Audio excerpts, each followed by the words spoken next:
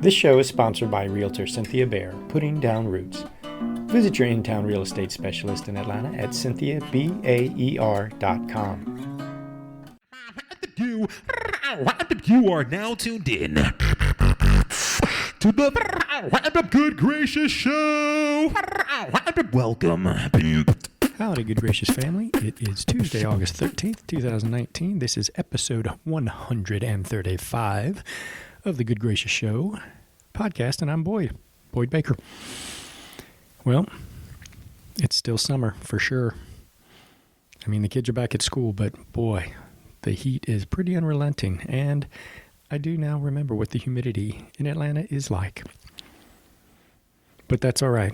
Before too long, people will be complaining about the cold or the rain or whatever, so that's just life. Anyway, it's been kind of a lean summer. I have had some challenges tracking down interviews and syncing up with everybody with vacations, so it's kind of stripped down. So, I'm hoping this fall we get back onto a more regular weekly schedule. But maybe I just need to start doing it as seasons, just package a bunch together. If you have a thought, let me know. You can email me through the website, goodgracioushow.com. And I'm pretty happy, though. I mean, it was a great summer, and the fall's looking even better.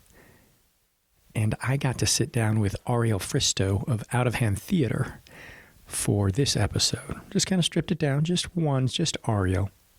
And I met her through Alma, which is an amazing program here in Atlanta where arts leaders of Metro Atlanta kind of come together and learn about what's going on in the arts in Atlanta, as well as how we might be able to help each other. So anyway, we had a good time in that program, and she sat down to talk to me about this really amazing thing they are doing in Decatur on August 25th.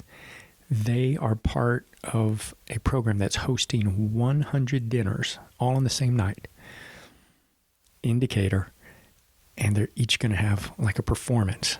So she is juggling a whole lot of creative energy there, trying to create these really special dinners that are kind of like civic dinners. There'll be a performance, and it's supposed to engage conversation, right? To get everybody to think. So anyway, I don't want to tell you anymore. I'm going to let her tell you about it. But this is going to be my sign-off, too. So if you want to learn more, you can check us out on Facebook or Good Gracious Show, Instagram. The next live show, mark your calendar.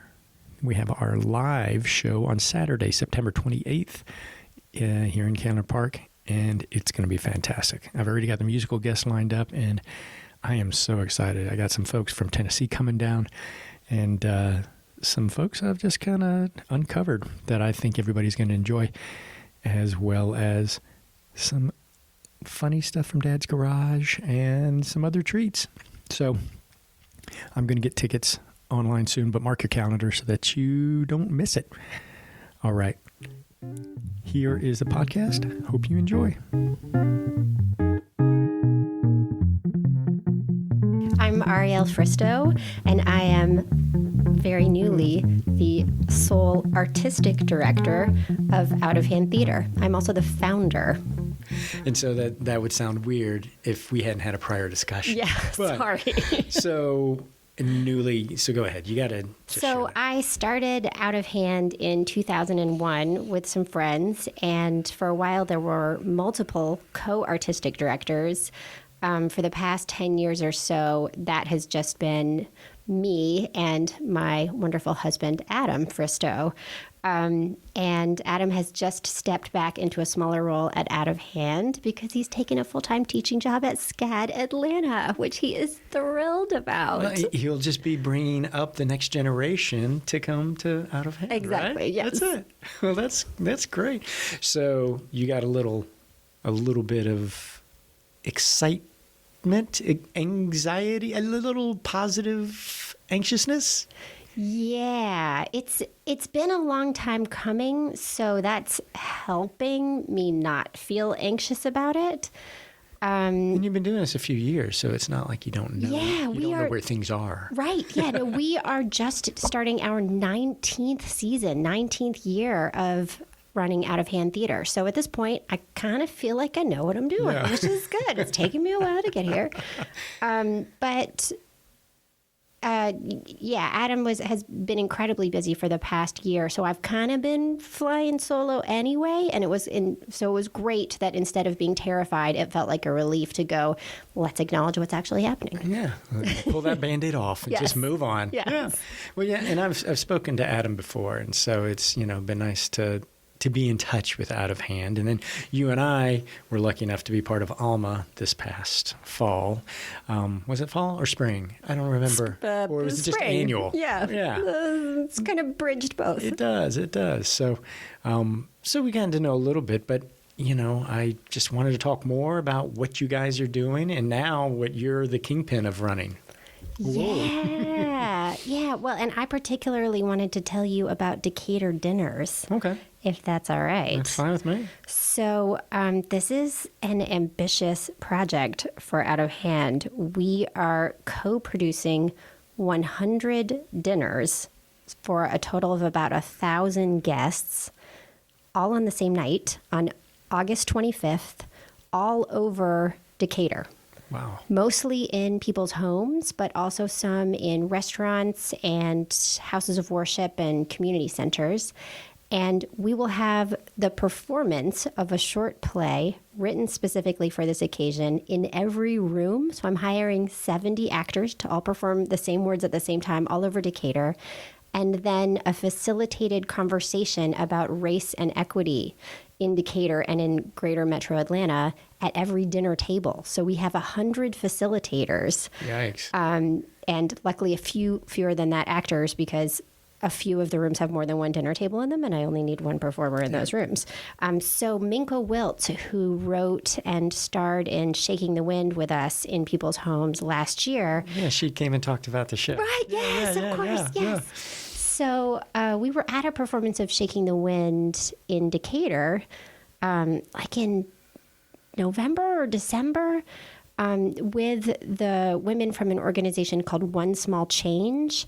They run the Chicago Dinners, which are facilitated conversations about race and racial healing, usually over a potluck dinner in people's homes. And I had been to their event and loved it and wanted to work with them. And then they happened to come to this performance of Shaking the Wind. Of course, Minko is there as the star at this Decatur home. And we all got to talking afterwards with the host, Claire Scheck-Snyder, who's a very involved Decatur citizen and Decatur mom. And we dreamed up this idea. So Minka has written this play as a conversation starter about the experience of being Black in Atlanta or Decatur right now, as a start to this conversation. Interesting. Yeah, I really wanted to add art to the conversation about race that's happening in America. I mean, obviously there's art that's being made about it, but to specifically these facilitated conversations with strangers over a meal. I thought, let's make art part of this, because we have this amazing ability as theater people to tell stories and build empathy and turn strangers into friends, and we can create a common shared experience, a really short one, for people to launch these conversations. And it's working like gangbusters. I'm really excited about it. So have you been doing practice dinners? Is that what? Yeah. So yeah, it's been a process. We did, the last big version we did in April was for 100 people. We had 10 dinner tables just to try it out for all of the major stakeholders on the project. So this is So were these the people hosting? Some, the dinner yes. kind? So some hosts, but besides that, the city of Decatur's under their Better Together advisory board is an official partner on this project, as is City Schools of Decatur, as is Decatur Housing Authority. So we had representatives from all of those organizations, from One Small Change that does the Chicago Dinners, and from Out of Hand, plus hosts. Wow. All together in April. And then we just did one. My church, All Saints Episcopal Church, asked if they could hire us to do a performance just a couple days ago on Sunday.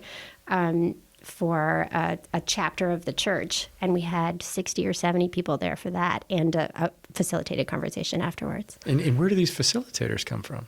Yeah, well, One Small Change is amazing. So they, at this point, have trained, I think, like 200 people who live in the Atlanta area as conversation facilitators. And so they've trained them specifically for this, or have they been doing that? Would they have been doing that otherwise? I don't know. Many of them, yeah. So the Chicago Dinners is a 30-ish year old model that came out of Chicago. Dr. Deidre Hotkins, who runs One Small Change, came out of Chicago, and her mentor was the man who started the Chicago Dinners, and she brought this concept to Atlanta several years ago and has been doing it here. So she's never done this with art, but she has done 100 dinners on the same night before, just not in Atlanta. So luckily, she kind of knows how to do this logistically, because it is insane. Yeah, that is a lot.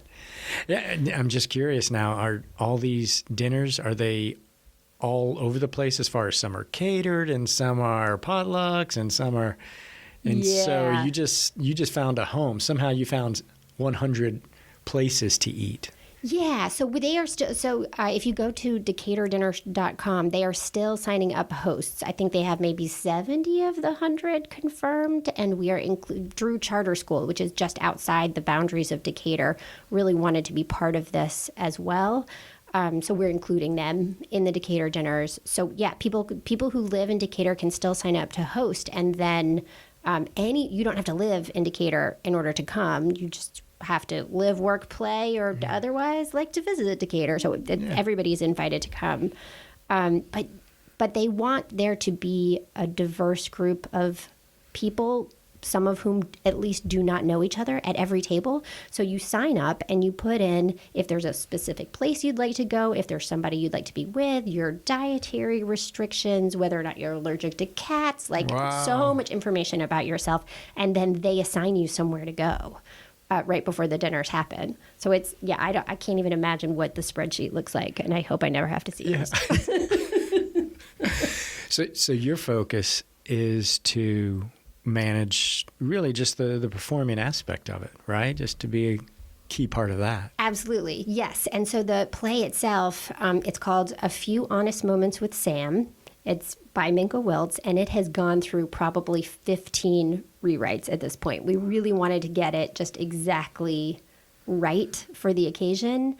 And like I said, there are a lot of partners, so there's also a lot of feedback to take into consideration. And at this point, we have crafted 4 ever so slightly different versions of it, so that every performance will be played by an African American adult.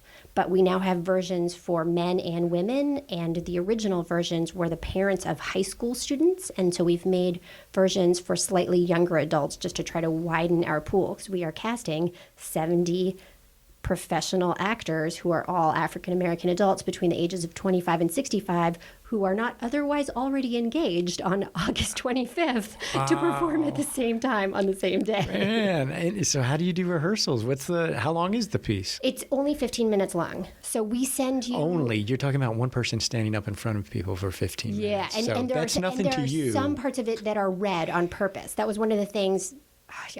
all these interesting parameters was we had her write a script in which it absolutely makes sense for the performer to read some portions of it to breathe, to make it possible.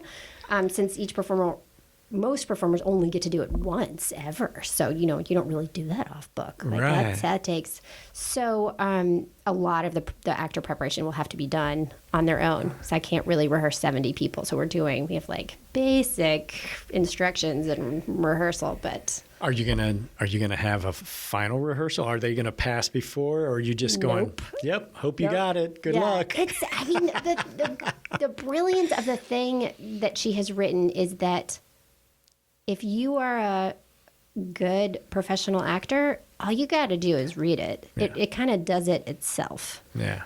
So, and there's no complicated staging or anything. You can sit still and read this whole thing. Nice. So yes, if any actors hear this, who fit this description, please contact us. Go to DecaturDinners.com or just contact me at Out of Hand Theater, and we will assign you a home. Wow. And we will pay you. It is a paid gig for actor. Oh, that's another thing to know is the event is free to the public. So it doesn't cost anything to go to these dinners, but the actors are paid. The actors are paid. Yeah. That's great. And how do you work that? Is that through, some of the organizations that are attached with it, or is that? Oh my goodness. Unfortunately, no. This whole thing came together much faster than most of our projects. We normally plan things more than a year out so that we have time for fundraising, to write grants and do individual fundraising. And this idea came together so fast, and the partners, originally they wanted this to happen in April. And I tried to say yes to that, and then finally it became clear that just, to our partners, that was not feasible. So they moved it to August, but they really wanted it to happen at the beginning of the school year. And so in the end, we just said, okay, we'll just pay for it. Unfortunately, there's no time for us to really seek funding. Right. So if there's any funders out there that find this, Absolutely. or maybe you go to the dinner and then you say, "Hey, I'd like to pay for that performance." Yes, please. Well, that's a big audacious goal to take on for a side project, right? Yeah. And it's just It is, but at this point, the reason that I could not say no to this and that I'm so excited about it is that this is exactly the kind of work that I want to be doing. So it seems like a side project. It is actually central to Out of Hand's mission. So we hardly ever produce plays in traditional theaters anymore. We produce a new show in living rooms in 30 or more homes all over Metro Atlanta every fall. And we will be producing one that opens just a week after the Decatur Dinners. So I could tell you more about that. But our mission is really to use our skills as artists to help work on social justice issues and to build community. So this was just right up our alley. And I had to seize it. well, it comes along once in a lifetime. Yeah. Something like that. I mean, where all the stars align, all the partners are in, and the experience is there, and you're not doing everything yourself. Yes, absolutely. So. And my great hope is that what comes after this is the Atlanta dinners. Yeah. There you go. And maybe 1,000 of those. How about that? Let's just go ahead. Well, even 100 would be more than enough of a goal for right now. Yeah. Well, that is fascinating. Well, so then what does Out of Hand have coming up in the fall? So right after Decatur Dinners, we will open Conceal and Carry, which is a show about gun violence in America. And it's a collaboration with Moms Demand Action for Gun Sense in America. So they are providing literature and resources that will be available at every performance. And they're also sending a member to be part of the discussion after the performance at every event that the host wants someone to come to. So that's kind of the model right now for our shows and homes, is that it's a 1-hour show with a cocktail party and a community conversation about something that we as a community really feel like we need to talk about right now. And gun violence is certainly one of those subjects. Yeah, unfortunately so. Yeah. So how many homes how do you figure that part out? Of how many homes that's you happening use right for the fall? now. All right. The summertime is when that schedule gets set. So it's probably about half set right now. We only do Friday and Saturday nights, and then Sundays usually at 5 p.m. So there are only 3 days a week to choose from, because it just doesn't really work for people to host a show in their homes on a Tuesday night. People have to work. And we started out by only running for a month, and at this point, we think we're going to run this for 3 months. So a total of perhaps up to 36 performances. We had 32 of Shaking the Wind, and more people contact us all the time to say, can I host a show in my home? So there's, and because of fitting into people's schedules, there's always room. There's always room for more people to add on. So if anybody wants a performance. But you're mainly, when you're doing that, with that performance in the fall, it's one set crew or cast that's going to each of these dinners. Exactly. Yes. We actually have 2 different actors for this, but they don't perform on the same day. It's a one-man show, and our new staff member, fabulous Atlanta actor Leah Sorio, who was in Alma with us. That's right. He will open the show and play the role for the first 2 months, and then my husband, Ariel Fristoe, will take over from him for the month of November, and I'm directing the show. Wow.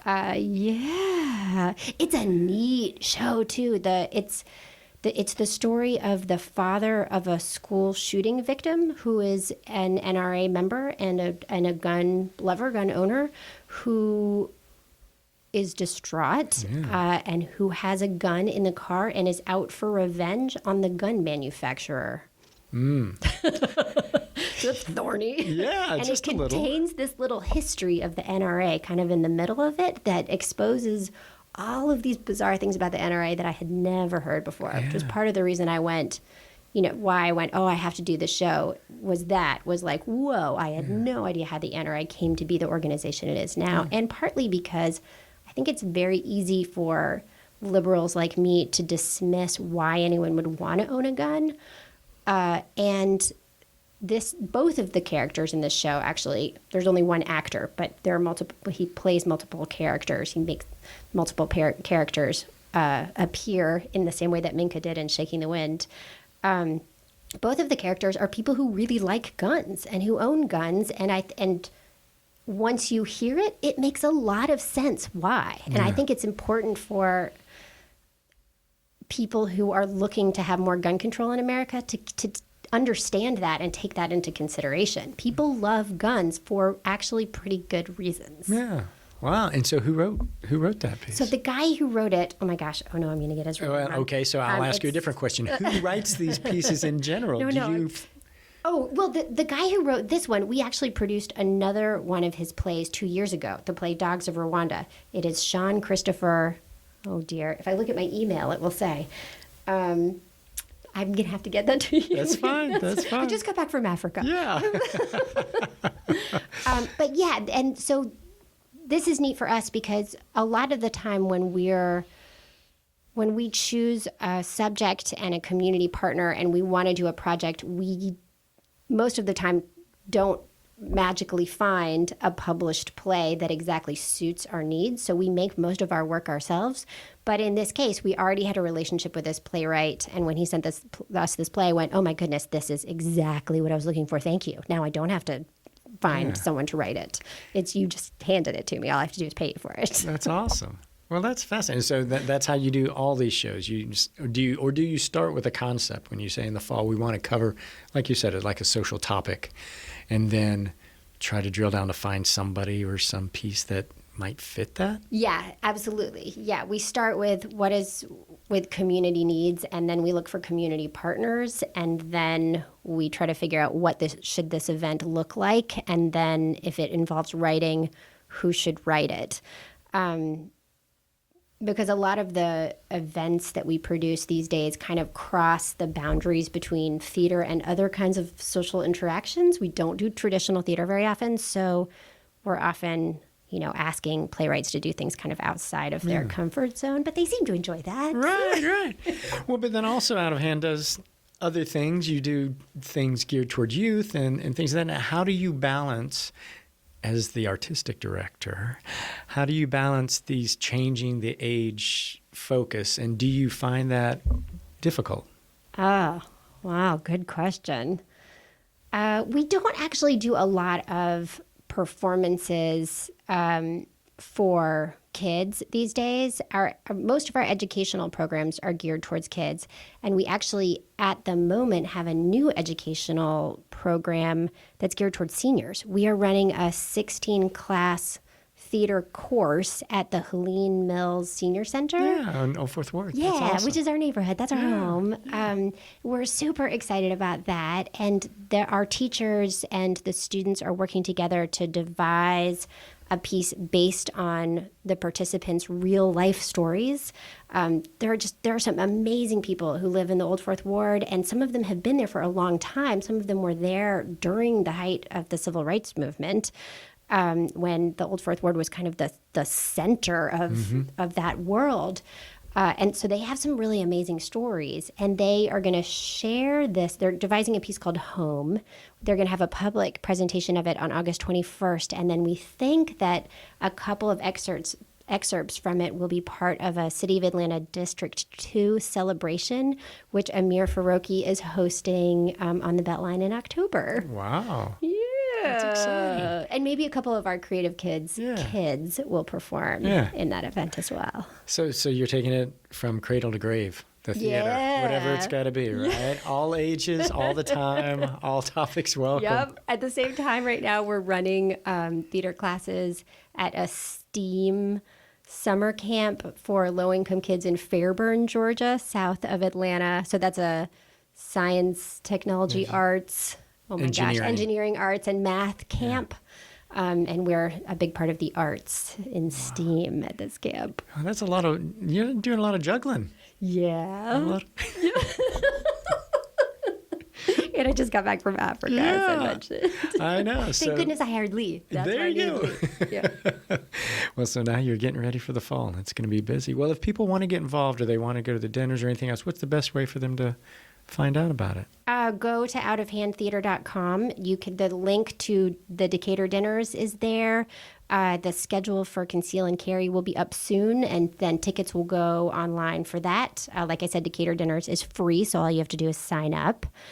And there's information on the website too about our kids programs and your seniors programs. Seniors programs, about the Beltline Adventure, which is a puzzle hunt that companies can do for team buildings, kind of like instead of doing an escape room, starts at Ponce City Market, goes to Krog Street Market, and the clues are all embedded in art on the Beltline and pieces of the Atlanta skyline and the nature in the area. So check that out too. That's new. We just launched that. Well, thanks for coming in. This was fun. Thank you, Boyd. Thank you for having me.